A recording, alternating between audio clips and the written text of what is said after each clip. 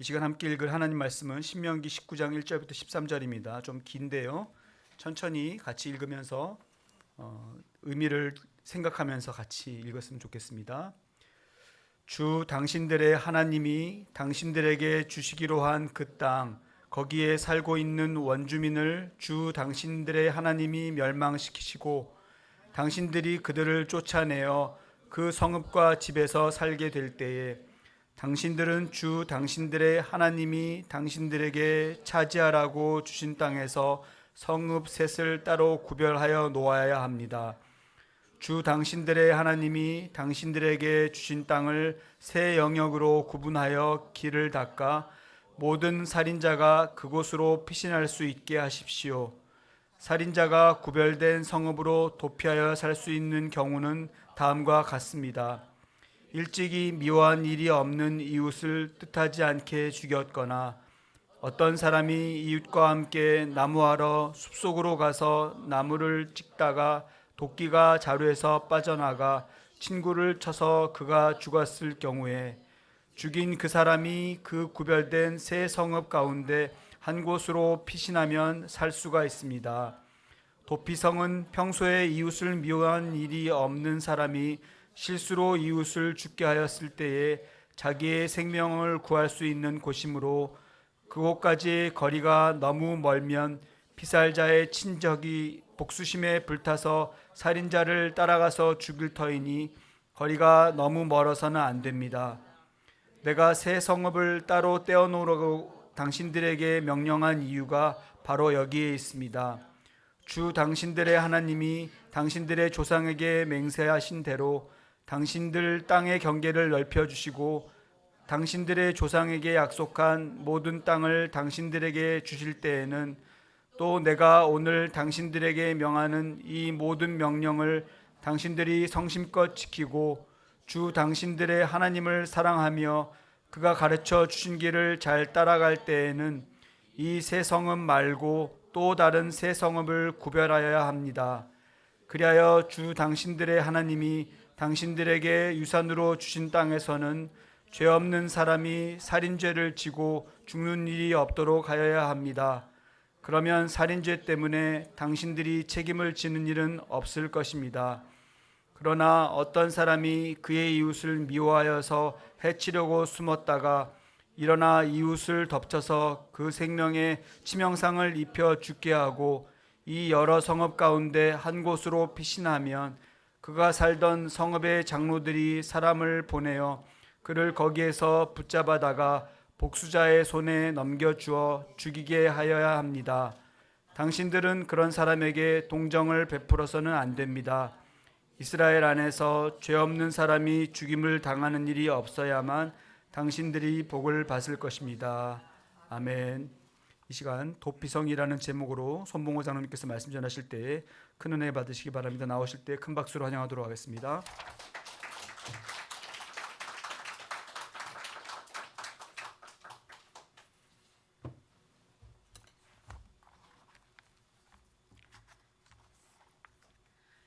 예, 오늘은 이 원고를 우리 김장로님께 보낼 때 실수를 해가지고 다른 원고를 보냈습니다. 여기 띄워야 할 그런 게시판의 원고가 아니라 제가 사용할 이 원고를 보냈는데 우리 학생이 그 동안에 그걸 잘 정리를 해가지고 지금 이렇게 또 오늘도 띄우게 됐습니다. 이런 그 실수, 이 실수는 하면 안 되는데 이런 실수를 하기 죄송합니다만은 그러나 이런 실수는 우리 똑똑한 학생이 있으면 잘 또 회복할 수 있기 때문에 뭐 큰 해는 없습니다만은 만약에 사람을 죽였다면 어떻게 하겠는가? 실수로 사람을 죽였다면 여기 본문에 그런 이야기가 나오죠. 어떤 사람이 친구하고 같이 산에 가서 나무를 패는데 도끼가 떨어져 가지고 그만 이 도끼가 날아가서 이웃의 머리를 쳐서 그 사람이 죽으면 어떡하는가? 살이가 없는데 죽일 생각이 전혀 없었는데 실수로 사람을 죽였을 때 그러면 어떻게 되느냐? 요즘은 그 사형이란 것이 허용이 되지 않습니다. 가령 어떤 사람이 무슨 잘못을 저지를 때 그 해를 당한 사람이 복수를 하는, 그건 이제 옛날에는 그런 일이 많았습니다만 이제는 그걸 못하게 됐어요. 심지어 뭐 자기 자식이 말을 안 듣다 해도 자식을 심히 때리면 안 되죠. 그 정도로 이제는 사형은 없어져 버렸습니다. 모든 형벌은 국가가 법에 의해서 하도록 그렇게 돼 있었는데 옛날에는 그렇지 않았습니다. 옛날에는 가족, 친족, 뭐 마을 사람들이 벌을 줬거든요. 네, 이런 건 뭐 옛날에는 다 그랬는데 우리 구약성에 보면은 특별히 고아, 과부, 나그네를 보호하라 그런 명령이 많이 나오죠. 왜 구태여 이 고아와 과부, 나그네만 그렇게 관심을 쏟는가? 왜냐하면 그들은 가족이 없기 때문에. 예, 그 보호해줄 부모가 없는 고아, 또 보호해줄 남편이 없는 과부, 그리고 보호할 동력이 없는 나그네, 이런 사람들은 사형을 당할 가능성이 많거든요. 조금 뭐 잘못해도 와서 다른 사람이 그들에게 벌을 주면은 이걸 막아줄 사람이 없습니다. 그래서 하나님께서 특별히 이들을 잘 보호하라 그렇게 했는데, 이 사형이라는 것이 그게 아주 정당하다면은, 가령 뭐 이 사람이 요만큼 잘못했는데 그만큼 벌을 주면 그건 뭐 별 문제가 없죠. 그런데 사람이 죽는 경우는 그렇게 되질 않죠. 우리 우선 흥분이 되지 않습니까? 화가 나죠. 아니 뭐 가까운 친척이 죽었으면은 우선 왜 그렇게 죽었는가 그걸 따질 지금 시간적 여유도 없고 또 그런 조사할 능력도 없으니까 우선 화가 잔뜩 나겠죠. 그리고 와서 이제 그 사형을 가한단 말이에요. 그러면 어떤 현상이 벌어지느냐? 이제 과도한 형벌이 주어버렸습니다.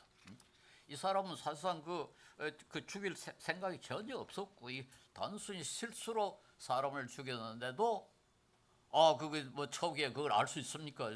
저 사람이 왜 죽였는지 그거 조사도 할 시간도 없고 우선 흥분하니까 벌을 준단 말이에요.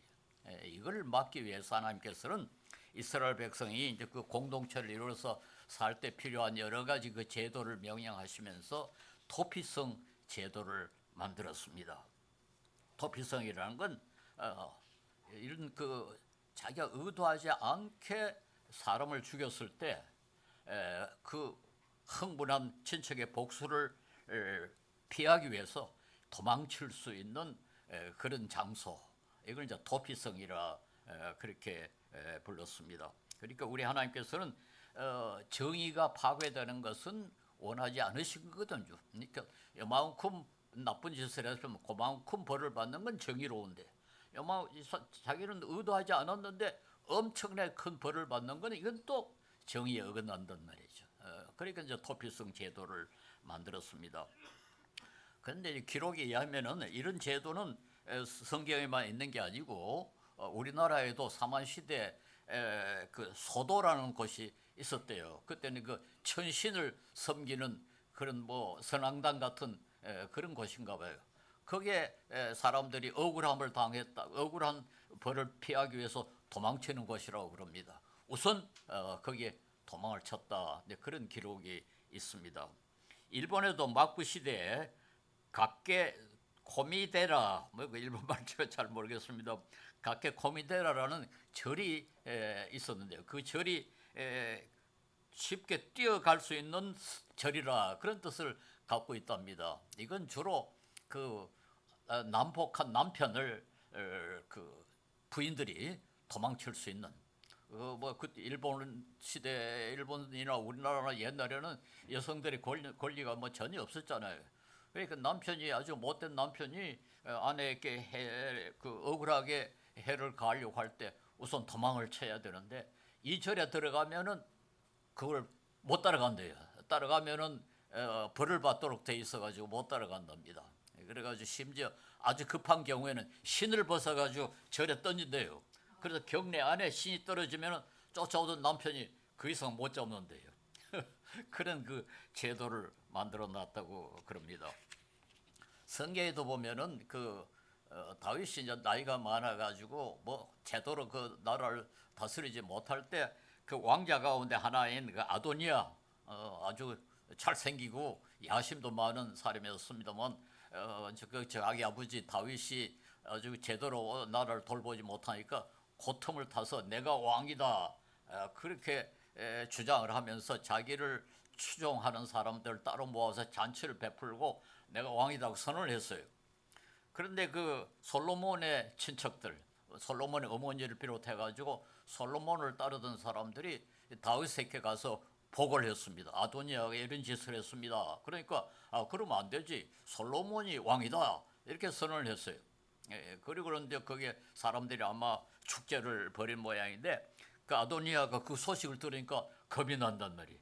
그래가지고 그때는 성전이 없었습니다. 성막이라는 것이 있었는데 그게 제단의 뿔을 잡았다 하는 기록이 성경에 나와 있습니다. 열왕기상 1장에 나와 있는데 우선 성전에 있는 그 제단의 뿔을 잡으면은 그 죽음을 피할 수 있다. 아마 그런 생각을 했던가 봐요.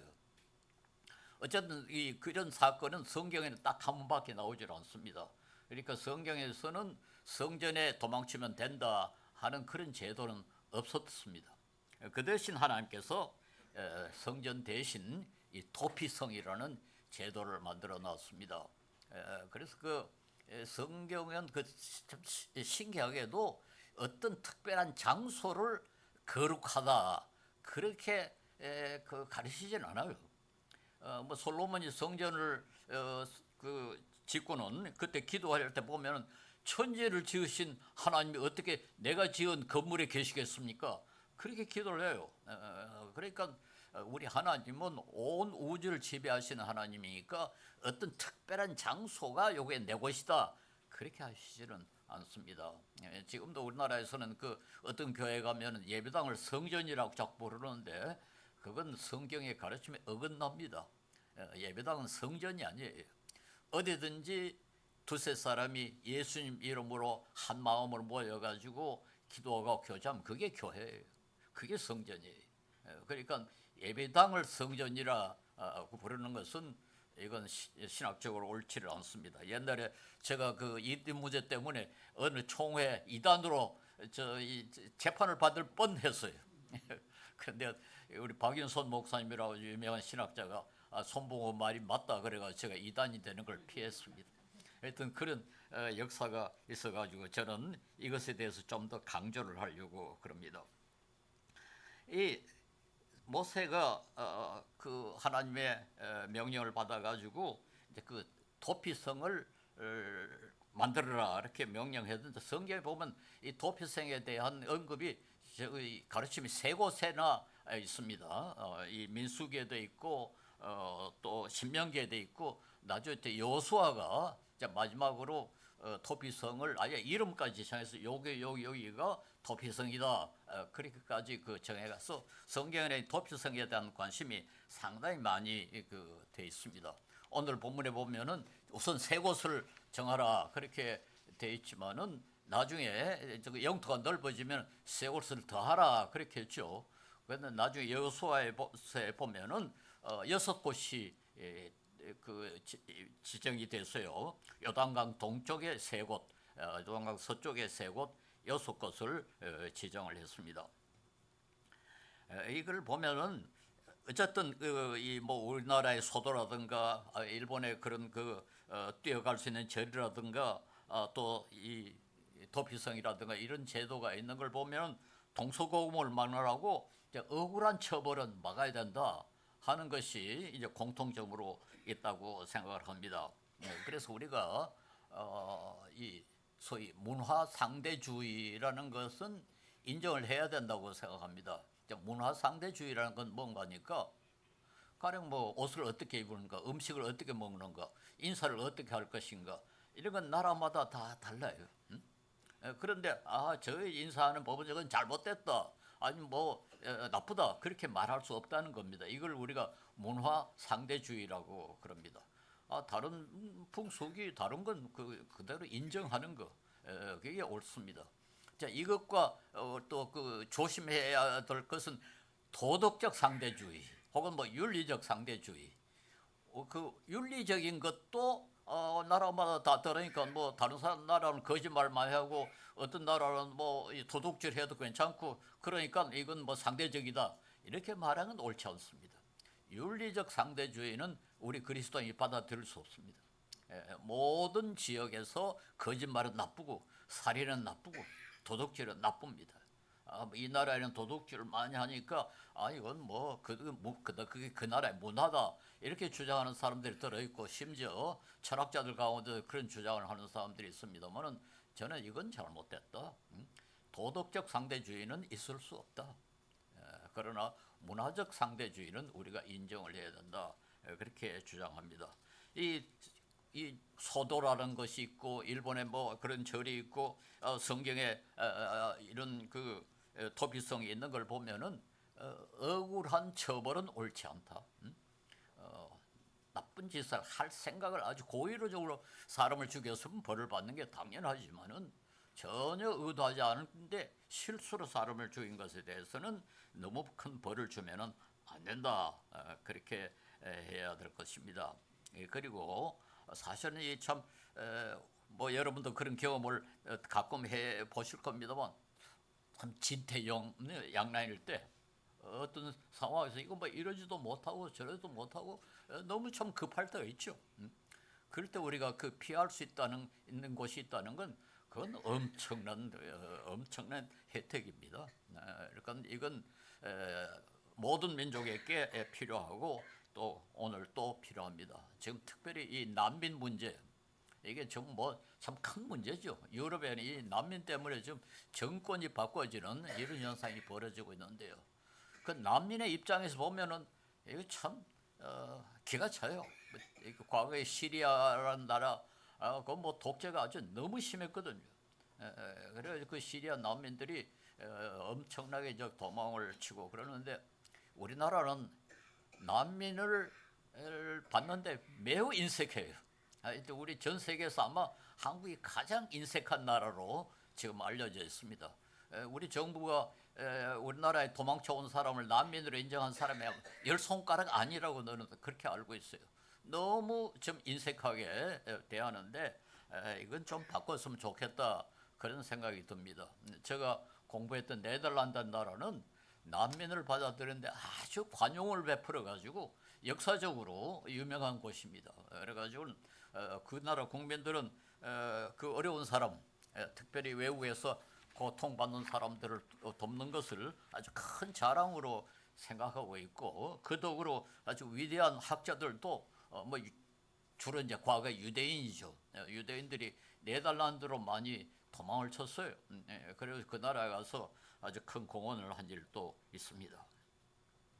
그런데 오늘 성경에 보면은 이스라엘의 이 도피성 제도는 고대 사회의 그 여러 가지 종류의 그 도피 피난처 제도보다 훨씬 더 철저하고 훨씬 더 상세하게 그렇게 되어 있습니다.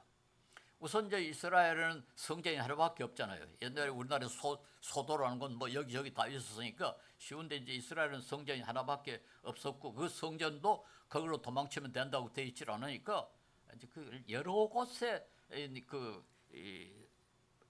이런 도피성을 만들었습니다. 그래서 쉽게 그 사고가 일어나면은 도망칠 수 있도록 그렇게 만들어놨어요.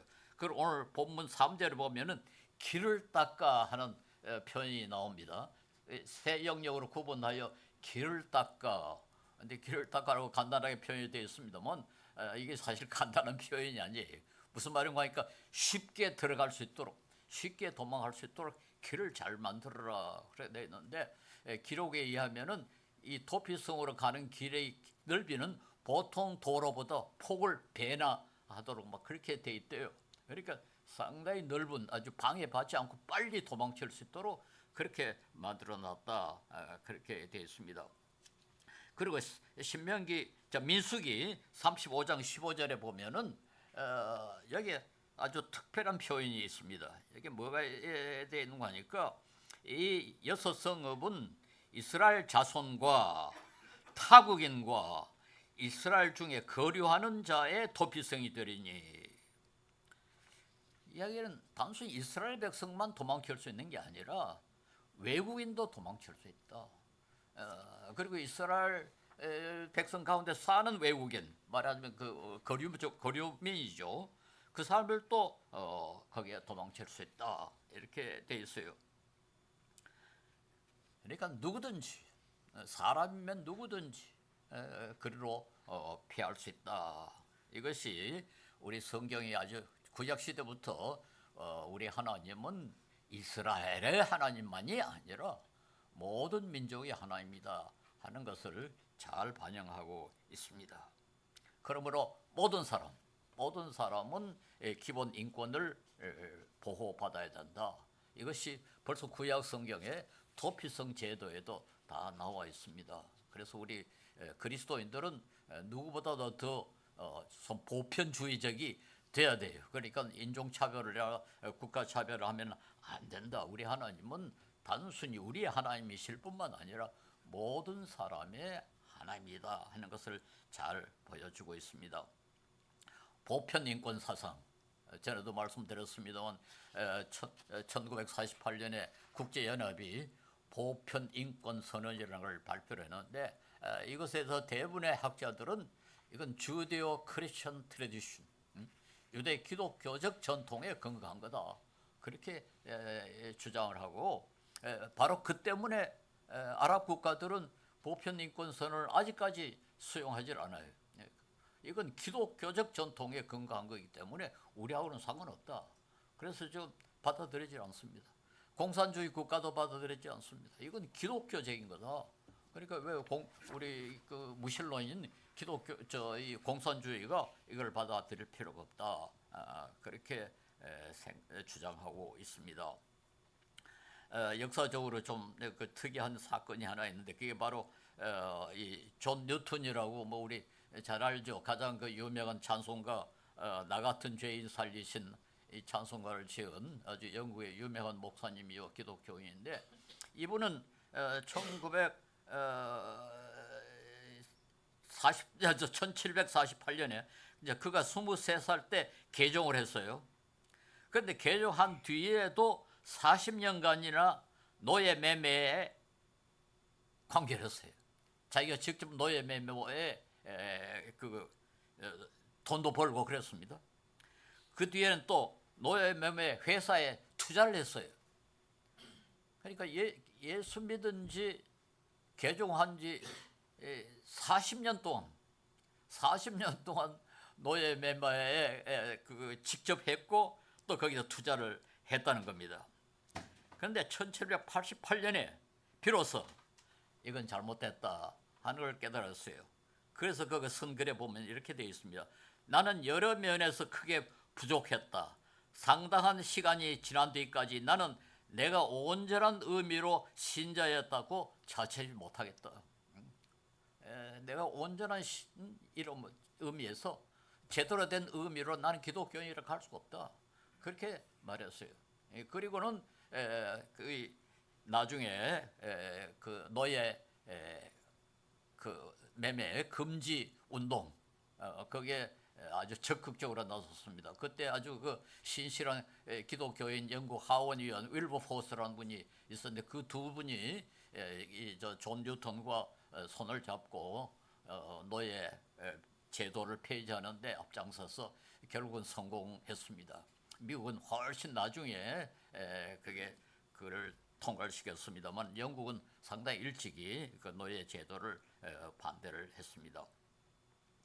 그런데 이제 도피성에 도망을 쳐도 나중에 그걸 조사를 해보니까 이 사람이 고의적으로 사람을 죽였다.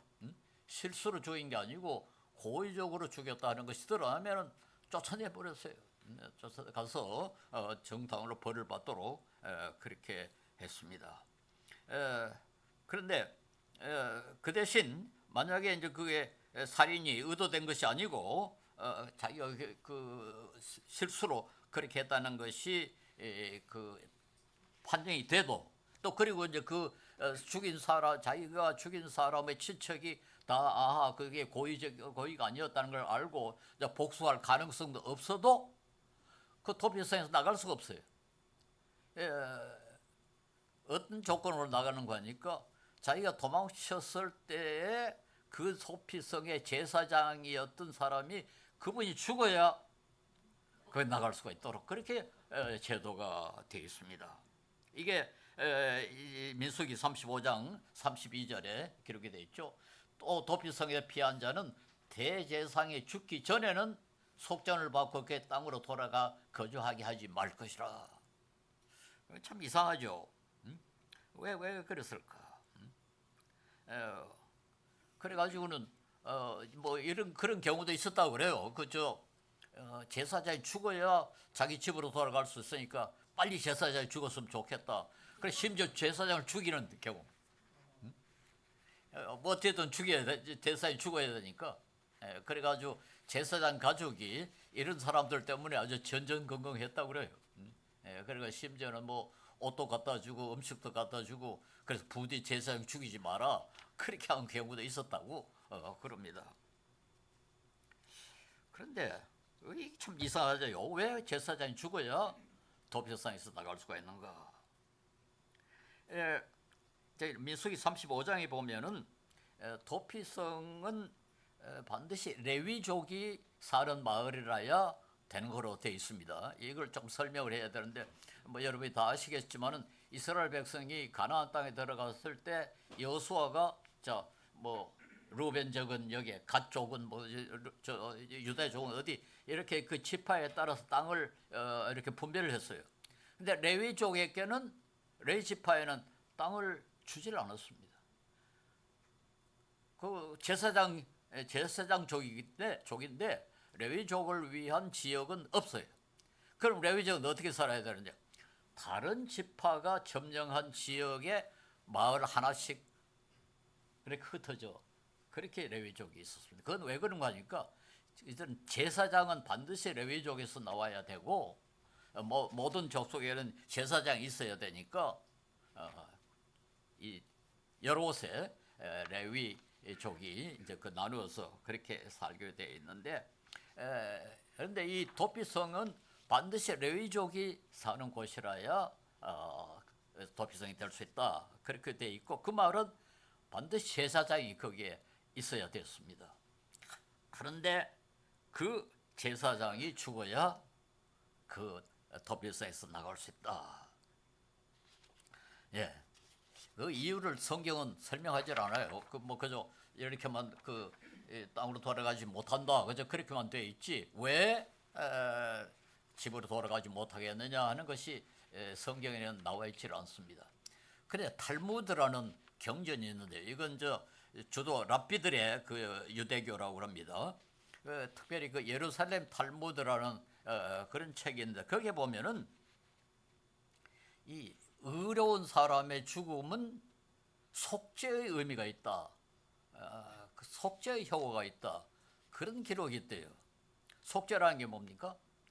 다른 사람이 죄를 졌는데 내가 그 죄를 대신 그 책임을 지는 걸 속죄라 그러거든요. 대부분 이제 돈으로 어떤 사람이 돈을 잤던 그 빚을 져가지고 다른 사람이 노예가 돼 있을 때 친척이나 뭐 친구나 누가 돈을 갚아주면은 그 사람이 갚아주면 그 사람을 해방시킬 수 있는 거. 그걸 그게 가장 많이 사용된 그 속죄의 효과인데 의로운 사람이 죽으면은 의롭지 못한 사람의 죄가 용서받는다. 그런 기록이 있다고 그럽니다. 그러니까 제사장이 죽는다는 말은 제사장은 그래도 좀 의로운 사람이고 아마 그 시대에는 제사장은 좀 의로운 사람으로 인정을 받았는가 봐요. 그러니까 제사장이 죽는다는 말은 그 도피성에 도망쳐 온 사람의 죄가 용서를 받는다. 제사장이 죽었다는 것이 제사장이 그 사람의 죄를 뒤집어 쓰고 죽었다. 이런 뜻이죠. 말하자면. 이걸 갖다 속죄라 그렇게 이야기를 합니다. 그런데 이제 그 속죄가 된다 한 말은 그러면 그 사람이 죄가 있다는 말이 아니야. 아니 고의로 사람을 죽인 것도 아닌데 실수로 사람을 죽였는데 그 사람이 죄가 있다는 거 아니야. 그렇죠? 완전히 무죄하다는 건 아니죠. 예, 이게 사실은 우리가 그 좀 생각해 봐야 할 일입니다. 이건 적어도 우리에게 몇 가지 그 교훈을 주는데요. 첫째, 비록 의도하지 않았더라도 사람을 죽인 것이 완전히 무시하다 할 수는 없다. 자기는 의도하지 않았지만은 다른 사람은 죽었거든요. 그럼 그 사람은 생명이 끝난 거 아닙니까? 그리고 가족은 얼마나 슬프며 그 후손들은 얼마나 손해를 많이 봅니까? 가령 뭐 가장이 죽었다면은 자식들은 뭐 먹고 살 수가 없잖아요. 그 다른 사람에게는 엄청난 해가 되는 겁니다. 그리고 친족이라든가 친구는 엄청난 슬픔을 겪어야 되고 고통을 겪어야 됩니다. 그러니까 나는 의도하지 않았기 때문에 난 죄가 없다, 떳떳하다 이렇게 말하기는 좀 어렵지 않나요? 비록 의도하지는 않았지만은 나는 의도하지 않았지만은 그 피해자는 엄청난 고통을 당한다. 그러니까 꼭 의도해야만 잘못이 아니라 의도하지 않아도 다른 사람에게 해가 되면은 그건 죄라고 해야 된다. 그렇게 우리가 해석할 수밖에 없습니다. 꼭 의도를 해야만 죄가 되느냐? 이거 관계 가지고 이제 우리 기독교에서 아주 좀 어려운 그 교리가 하나 있는데 이게 뭔가 원죄라 하는 겁니다. 원죄. 원죄라는 게 있고 자범죄라는 게 있다. 이렇게들 가르치는데 원죄라는 건 인간은 누구든지 다 죄인이다. 그 말이거든요. 뭐 자범죄라는 건 그건 자기가 범한 죄니까 이건 이해가 되는데 원죄라는 게 이게 이해가 안 돼요. 이게 사람들에게 설득시키기가 너무 어렵습니다. 우리가 사람들 보고 다 여러분 다 죄인입니다. 아니 내가 뭐 잘못했나? 그러면 이게 할 말이 없어요. 그리고 우리는 아담 후손이기 때문에 원죄를 가지고 있다. 아니 내가 잘못한 것도 아닌데 왜 내가 벌을 받아야 되고 내가 왜 지옥으로 가야 되느냐? 이거 설명하기가 참 어려워요. 그런데 정말 그런가? 정말 우리는 어떤 사람은 죄가 없는가? 저는 요즘 이 큰 산불 같은 게 나가지고 사람들이 집을 다 잃고 심지어 목숨까지 잃고 그런 경우를 이제 뉴스에서 보면서 참 억울하겠다. 그렇지 않겠어요? 뭐 최근에 LA에서 뭐 큰 불이 나가지고 집을 잃은 사람이 엄청나게 많잖아요. 그리고 죽은 사람도 많고요. 그 사람들을 잡아낸 게 하나도 없습니다. 그런데 죽어버렸어요. 그리고 재산 다 날려버렸어요. 또 며칠 전에 그 KBS가 아프리카에 그 우리 제가 관계하고 있는 미라리 사실 규초선을 해가지고 만든 그 프로그램인데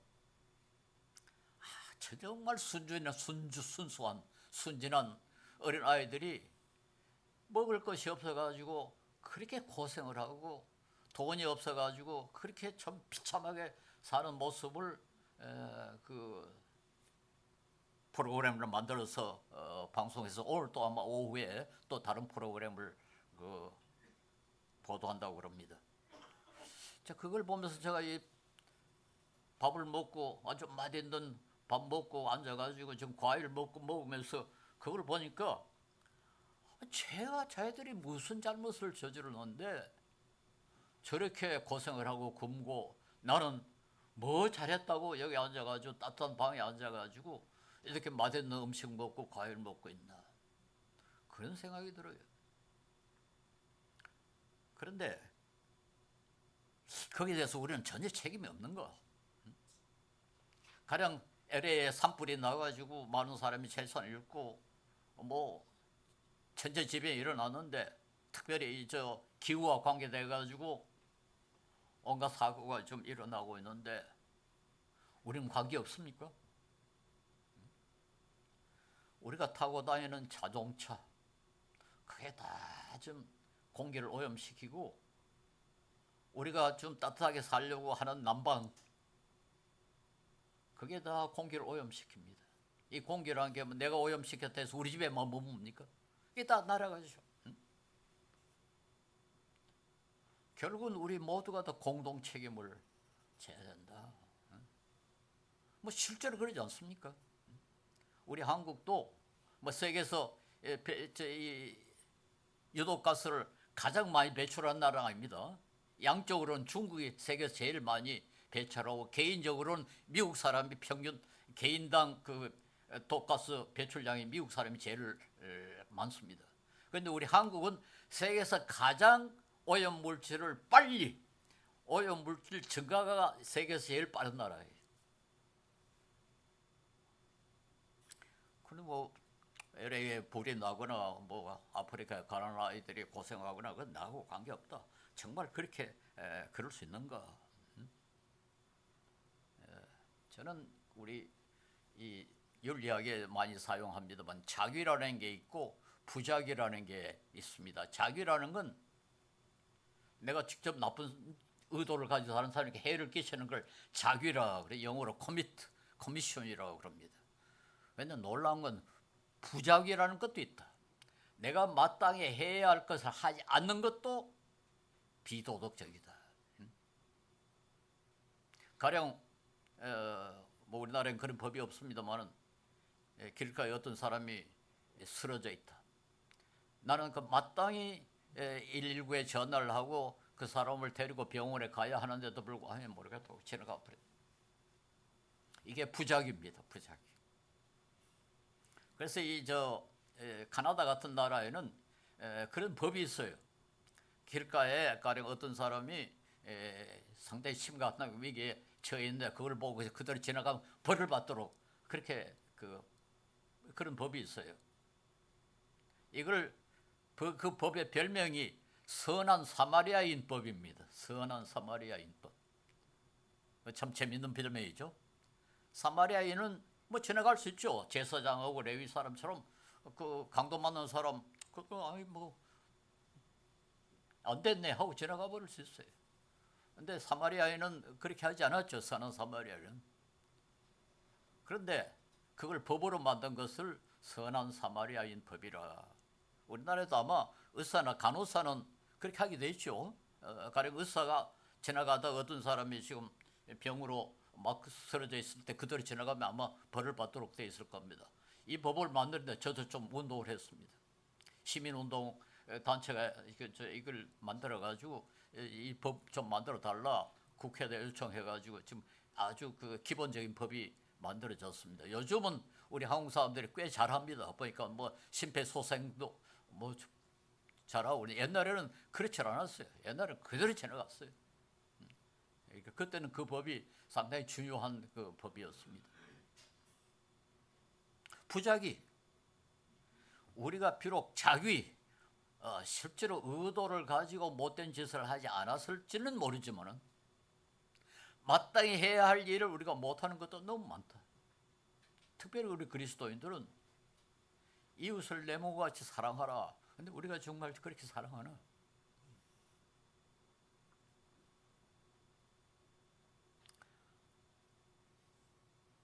아니 심지어 이웃을 위해서 목숨을 바치는 것이 그 요한일서에는 그런 구절이 있어요. 그보다 더 큰 사랑이 없다. 심지어 이웃을 위해서 목숨까지 바치라. 적어도 예수님은 그렇게 하셨어요. 그래서 우리가 실제로 나는 죄가 없는데 괜히 뭐 원죄인이 그런 제도를 만들어 가지고 그 교리를 만들어 가지고 사람들을 갖다가 어렵게 만든다 이렇게 생각할 수가 없습니다. 사실은 실제로는 우리는 다 죄인입니다. 마땅히 해야 할 일을 하지 않는 그런 죄를 많이 범하고 어떤 경우에는 뭐 실제로 자기의 그런 죄도 범하는 경우가 많죠. 그리고 두 번째로는 제사장이 죽어야 이게 도피성이 나갈 수 있다는 것은 신학적으로는 그 예표, 예수님에 대한 예표다 그렇게 가르칩니다. 예표라는 건 구약 성경에 일어난 그 사건들이 사실 앞으로 오실 예수님을 미리 상징적으로 가르치고 있다. 이제 그런 것을 예표라 타이폴로지라 그러는데요. 도피성은 여기 그 사건은 예수님을 그 예표한다. 즉 제사장이 죽는다는 말은 그 사람의 죄를 대신해서 죽는다. 즉 그 도피성에 도망한 사람의 죄를 대신해서 죽는다. 예수님이 의로운 분으로, 즉 그 의로운 사람의 죽음은 속죄의 의미가 있다 한 말이 바로 이제 거기에 해당되는 거죠. 예수님은 의롭기 때문에 예수님의 죽음은 모든 사람의 죄를 대신하는 그런 의미를 갖고 있다. 그렇게 말하는 겁니다. 그래서 우리 모두가 다 이스라엘 백성이든 아니든 다 그 도피성으로 도망칠 수 있고 누구든지 제사장이 죽어야 도피성에서 나갈 수 있다는 것은 결국 우리가 예수님의 은혜로만 예수님의 죽음 때문에 예수님의 속죄 때문에 구원받을 수 있다 하는 것을 뜻한다 이렇게 말할 수 있습니다. 그리고 우리는 아무도 죄 없다고 그렇게 말할 수 없다고 성경이 분명하게 이야기를 하죠. 아무도 죄 없다고. 만일 우리가 범죄하지 아니하였다고 하면 하나님을 거짓말하는 자로 만드는 것이니 또한 그의 말씀이 우리 속에 있지 아니하니라. 요한 1서 1장 10절에 그렇게 됐어요. 그래서 이 원죄라는 것이 그저 간단하게 들으면 그 좀 허무맹랑한 소리다 그렇게 들릴 수 있을런지 모르지만은 사실은 그게 허무맹랑한 게 아니고 우리 모두는 사실은 죄인입니다. 그리고 저는 이 존 뉴턴의 그 경험에서 많은 것을 느낍니다. 뉴턴은 자기가 그리스도인이면서 노예를 매매에다 관계를 하고 거기다 투자도 하고 그렇게 했다는 것을 보고 뭐라 했습니까? 온전한 의미에서 크리스찬이 아니었다. 나는 온전한 의미에서 신자라고 할 수 없다. 이렇게 고백한 것을 우리가 좀 심각하게 받아들여야 됩니다. 그리고 그는 누구보다도 앞장서 가지고 노예 제도 폐지 운동에 노력을 했다 하는 사실도 우리에게는 좋은 경고가 되어야 됩니다. 그래서 저를 예를 들어서 이 환경 문제도 어떻게 하면 좀 우리가 환경을 덜 오염시킬까? 우리 그리스도인들은 거기에 노력을 해야 됩니다. 존 뉴턴이 그 노예 매매에 관계했기 때문에 자기가 옳지 않았다. 그리고는 그것을 깨달은 뒤에는 그걸 바꾸려고 노력을 했던 것 같이 우리 그리스도인도 이 모든 문제에 대해서 좀 의식적으로 노력을 해야 되지 않나 그런 생각을 합니다. 특별히 환경 문제 저는 요즘 아주 이제 크게 걱정이 되는데 이 트럼프라는 사람이 지구 온난화, 환경 오염 이건 페이크 뉴스다, 거짓 뉴스라고 좀 떠들고 있어요. 그래가지고 뭐 환경 오염 말고는 전혀 관계 없는 오염시키는 일을 지금 뭐 아주 용감하게 추진하고 있는데 미국 같은 나라가 그렇게 하면 어떻게 하겠습니까? 참 심각하죠. 그래서 저는 지금 우리가 아주 심각한 환경 위기를 맞을 것이다. 이거 그렇게 되면은 뭐 계속 이제 불이 나고 홍수가 나고 눈이 내리고 지금 기후가 엉망 아닙니까? 이거 어떻게 할 건가? 저도 전에도 말씀드렸습니다만 환경이 오염되고 이 기후가 이렇게 이상해지면은 항상 가난한 사람이 먼저 고통을 당해요. 그것도 우리 성경의 정신이 어긋난 거 아닙니까? 그래서 저는 우리부터라도 환경을 좀 보존하자. 그거라도 노력을 해야 되지 않겠는가 그런 생각을 합니다. 이런 말씀을 자꾸 들어서 여러분에게 부담을 드려서 죄송합니다만은 저는 우리 집에 금년에 가스 보일러를 설치해가지고 온도를 18도로 설정을 해놨습니다. 그런데 좀 추워요. 그래가지고 전기 난로를 옆에 켜놓고 있습니다. 우리는 또 태양광 발전 시설 지붕에 설치해놨기 때문에 전기는 아주 좀 충분합니다. 그래가지고 전기 난로를 옆에다 놓으면은 견딜만 해요.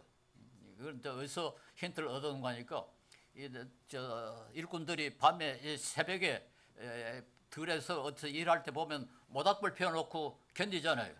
뭐 영하 몇 도가 돼도 그 모닥불 하나 있으면 견딜만 하거든요. 그래서 우리도 전기 난로 켜놓고 견딥니다. 그러니까 뭐 우리 교인들 조사도 아이 궁상 맞다 뭘 그렇게 뭐 돈을 아끼느냐. 저는 수준론은 아닙니다. 돈을 아끼기 위해서 그렇게 하는 게 아니고 조금이라도 가스를 좀 적게 쓰자. 환경을 좀 지키자. 그래서 전기 자동차도 그 때문에 전기 자동차를 몰고 다니고 지붕에서 태양광으로 발전을 하니까 충전은 그 전기로 하지 않습니까? 저는 태양 힘으로 좀 차를 몰고 다닙니다. 어쨌든 조금이라도 우리가 우리 이웃의 고통을 좀 줄이기 위해서 그렇게 하는 것이 성경의 가르침에 좀 충실하려고 하는 게 아닌가 그렇게 생각합니다. 여러분께서 우리 노숙자들을 돌보시고 또 북한의 사람들을 위해서 헌금도 해주시고 참 감사한데요. 그런 모습으로 우리 그리스도인이 모범을 보여야지 괜히 무슨 뭐 광화문에서 특히 성적이 휘날린다고 해가지고 나라가 다 훌륭한 나라가 되는 게 아니잖아요. 좀 그리스도인이 해야 할 일은 그런 게 아니라고 생각을 합니다. 조금이라도 성경 말씀에 충실하고 하나님의 사랑을 실천하고 하나님이 원하시는 그 공의 그걸 위해서 노력하는 것이 그게 오히려 우리 하나님을 기쁘시게 하고 복음 전파에도 도움이 되지 않는가 그렇게 생각합니다. 예, 우리 조금이라도 우리 자신을 돌아보면서 회개하면서 회개에 합당한 열매를 맺으려고 노력하는 그런 삶을 살 수 있기를 바랍니다. 기도하겠습니다.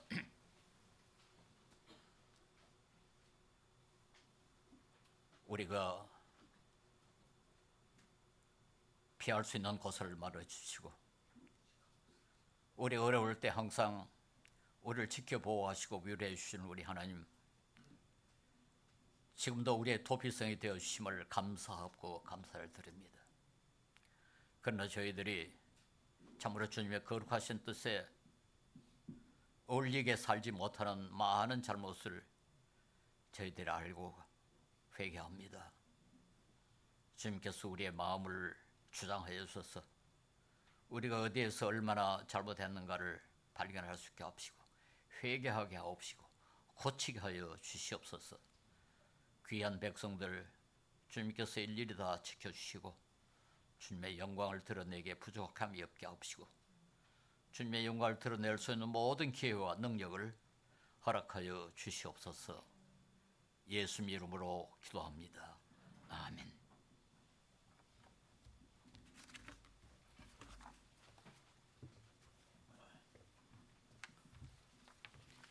자리에서 일어나셔서 주의 곁에 있을 때 함께 찬양하고 장로님께서 나오셔서 폐기도 해주시면 마치겠습니다.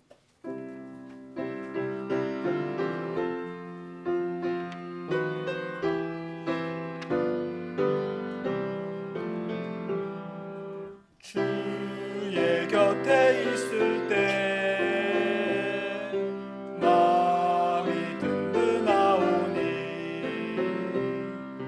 주여 내가 살 동안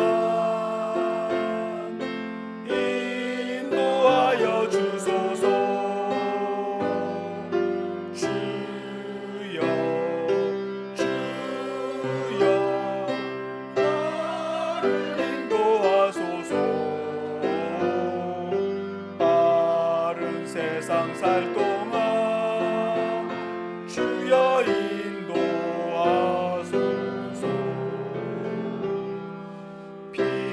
피난처인 예수여 세상 물결엄할 때 크신 은혜 베푸사 나를 숨겨주소서.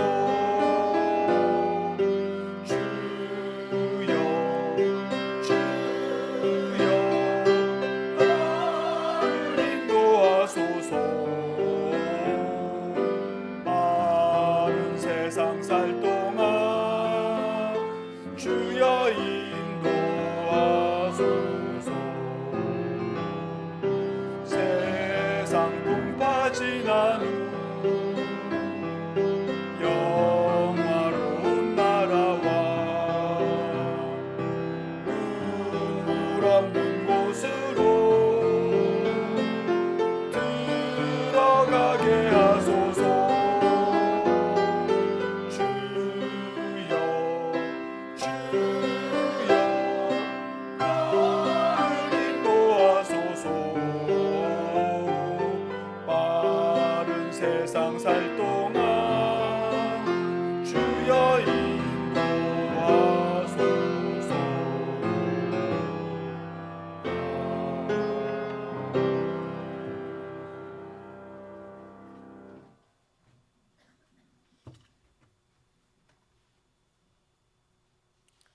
우리를 지극히 사랑하시고 우리를 사랑하시길 기뻐하시는 우리 하나님, 주님의 크신 은혜와 사랑을 감사하고 감사를 드립니다.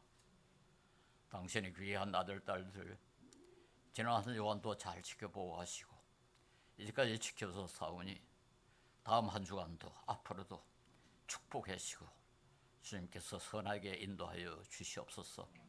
또 주님께 예물 바친 것 주님께서 기뻐 받아 주시옵시고 주님께 영광이 되도록 올바로 사용될 수 있게 사용하는 삶의 마음의 지혜를 허락하여 주시옵소서. 한 주간 또한 그리고 앞으로 모든 가정에 주님께서 함께 하셔서 강건하게 하시옵시고 시험에 들지 않게 하옵시고 어떤 어려움도 닥치지 않도록 주님께서 눈동자같이 지켜보호해 주시옵소서. 예수님 이름 받들어 기도 올려옵나이다. 아멘.